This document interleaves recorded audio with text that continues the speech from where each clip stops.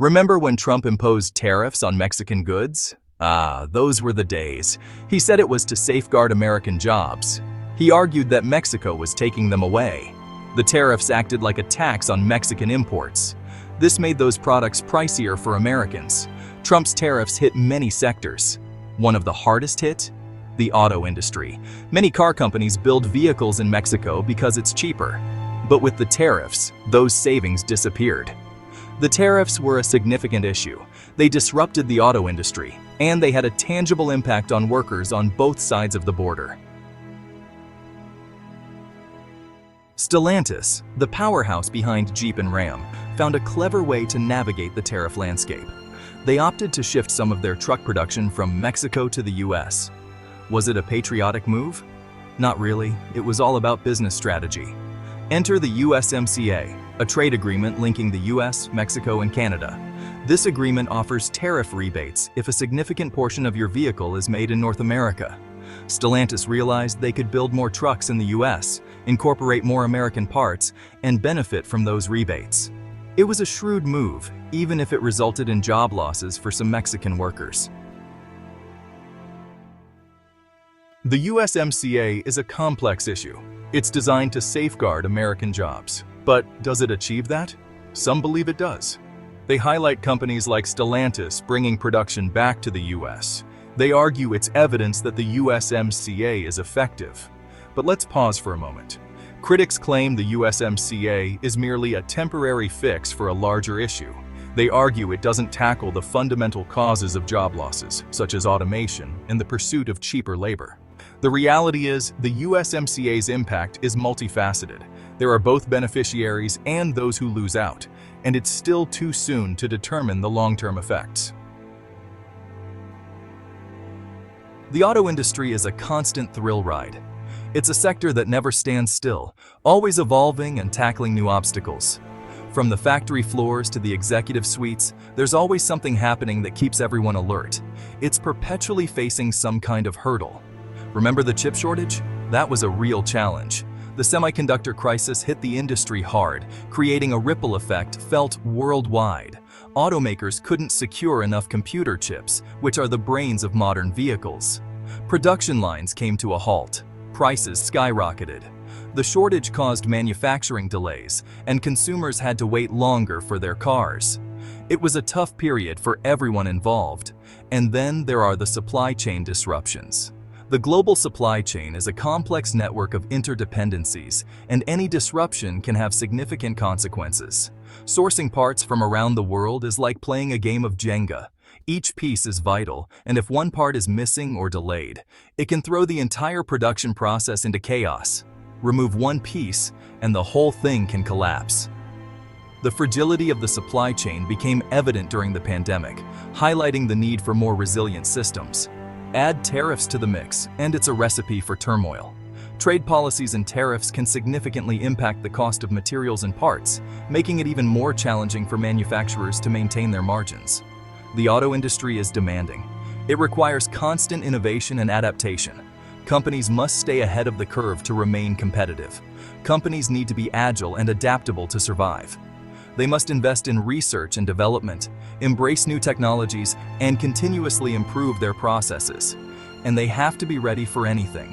Whether it's a sudden change in consumer preferences, a new regulatory requirement, or an unexpected global event, the ability to pivot quickly is crucial. Because in this business, what goes up must come down. The auto industry is a roller coaster of highs and lows, but it's also a testament to human ingenuity and resilience. Despite the challenges, it continues to drive forward, shaping the future of transportation. Chapter 5: American and Mexican Workers, Caught in the Crossfire. Trade wars and tariffs aren't just abstract concepts, they have tangible human consequences. Decisions made in boardrooms and government offices trickle down to impact the daily lives of workers on both sides of the border. It's not merely about figures and charts, it's about real people, their families, and their communities. When Stellantis shifted truck production to the US, it created jobs for American workers. This move was hailed as a win for American manufacturing, signaling the return of jobs to American soil. For those who were employed, it meant financial stability, a steady income, and the ability to support their families. It was a beacon of hope for many communities grappling with unemployment. Sounds great, right? But across the border, Mexican workers faced job losses. Factories that once thrived became eerily quiet. Workers who depended on these jobs to provide for their families and educate their children were left in a lurch. The impact was not just economic, but also emotional and social. Not so great. The reality is, trade policy is intricate and multifaceted. For every job created in one country, another might be lost elsewhere. The ripple effects extend across borders, impacting not just individual workers, but entire communities and economies. There are always trade-offs, and too often, it's the workers who bear the brunt of these decisions. They face uncertainty, layoffs, and economic hardships. They must navigate the challenges of finding new employment, often in industries that are also struggling. We need to strive for a fairer and more equitable global economy, one where the benefits and burdens of trade are more evenly distributed. This requires rethinking our approach to trade policy, considering not just the economic gains, but also the human costs. It means prioritizing people in our decisions and finding ways to support workers on both sides of the border, a system where workers aren't forced into a race to the bottom. Instead of competing for the lowest wages and minimal protections, workers should be able to collaborate and support each other. We need to build a system that values their contributions and ensures fair treatment, regardless of location. A world where everyone has the opportunity to thrive. Imagine a scenario where workers in both the US and Mexico can succeed together, where trade policies are designed to uplift everyone rather than push some down. It's a vision of a more just and equitable future, achievable if we work together and prioritize the well-being of all workers. Chapter 6. Trump takes on China, a trade war saga. Trump's focus wasn't just on Mexico, he also had significant issues with China. He imposed tariffs on Chinese imports aggressively, from electronics to clothing and more. Trump argued it was to safeguard American jobs and intellectual property. He accused China of unfair practices. The tariffs were a direct challenge to the Chinese economy. They increased the cost of Chinese goods for American consumers, and negatively impacted some American businesses dependent on those imports. The trade war with China was prolonged and complicated. It introduced instability into the global economy, and ultimately, it didn't fulfill its intended objectives.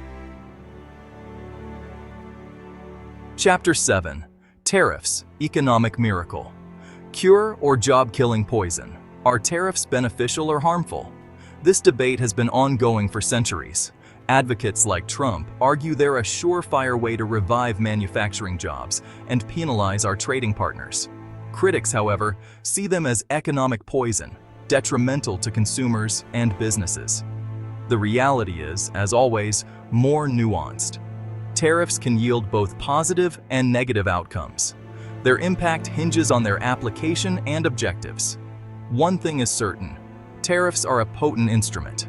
But like any instrument, they can be wielded for good or ill. The key lies in their wise and strategic use. Chapter 8. The Golden Age for American Workers. A Dream Deferred.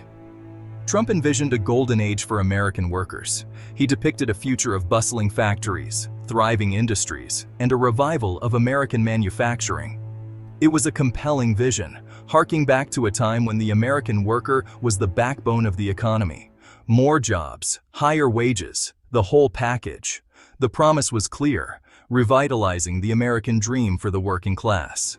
It was a call to restore the dignity of labor, ensuring that hard work would once again be rewarded with fair pay and job security. But did it come to fruition? The economy did grow during his presidency. There were periods of economic expansion, and certain sectors did see a boost. The stock market reached new heights, and corporate profits soared. On the surface, it seemed like the golden age might be within reach. Unemployment was low. The job market appeared strong, with more people finding employment. However, beneath the surface, the reality was more complex. Wages didn't significantly increase for most workers. The cost of living continued to rise, and many found that their paychecks didn't stretch as far as they used to, and income inequality continued to widen. The gap between the rich and the poor grew larger, with the wealthiest Americans reaping the majority of economic gains. For many workers, the dream of upward mobility remained just that, a dream.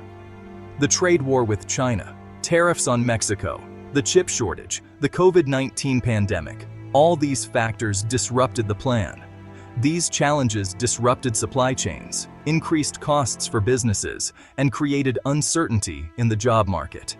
Factories that were supposed to be bustling with activity instead faced shutdowns and layoffs. It's hard to predict the long-term impact of Trump's policies. Some argue that the groundwork was laid for future growth, while others believe that the short-term gains were overshadowed by long-term challenges. The debate continues, with economists and policymakers weighing the pros and cons of the strategies implemented.